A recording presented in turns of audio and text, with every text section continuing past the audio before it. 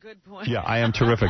Speaking of terrific, Donald Trump has agreed to call in and share his thoughts on 9/11. Hey, Donald. Hello, Howard.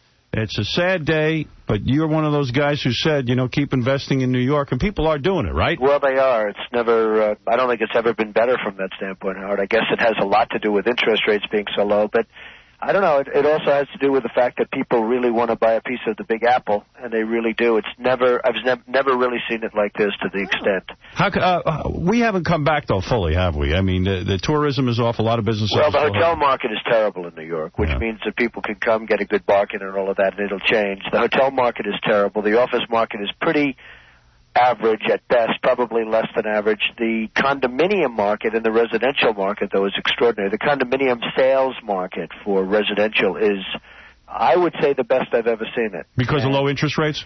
Well, I think it's that. I think it's the in-runs, the global crossings where they don't want to invest in that garbage anymore. They're tired of it. They want to, get something where they can feel it and touch it. Right. So they buy an apartment.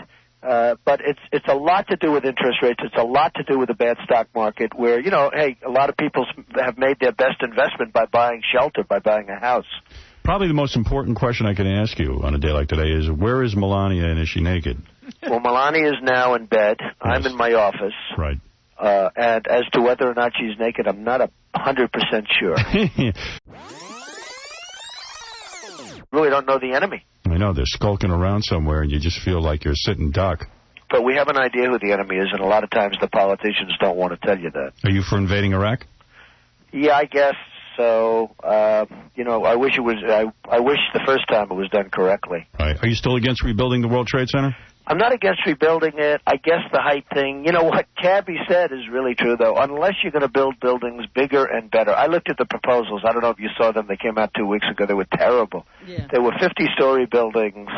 They were crummy-looking shapes. Everything was wrong. Now, the city's not going to go for it. They, I don't know how they did this, but they got down to one firm, and they said, you come up with an idea. They should go out and get the top 15 architectural firms in the world and come up with something spectacular. Absolutely. But, unless you're going to go up that high or higher, it's never going to be the same. Did you oppose the war before the invasion in March of 2003? Yes, I opposed it all the time. Is there a record of that? You have to understand, probably, but listen, you have to understand, when I opposed it, I was a business guy, not a people aren't.